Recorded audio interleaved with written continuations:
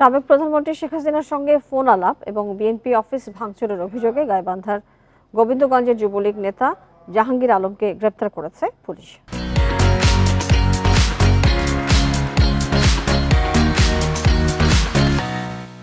রোববার দুপুরে তাকে গ্রেফতারের বিষয়টি নিশ্চিত করেন গোবিন্দগঞ্জ থানার অফিসার ইনচার্জ বুলবুল ইসলাম।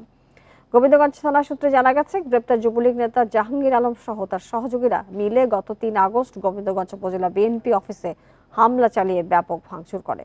সম্প্রতি জাহাঙ্গীর আলম গোপনে সাবেক প্রধানমন্ত্রী শেখ হাসিনার সঙ্গে টেলিফোনে কথা বলেছেন এমন একটি ফোন আলাপ সামাজিক যোগাযোগ মাধ্যমে ছড়িয়ে পড়ে।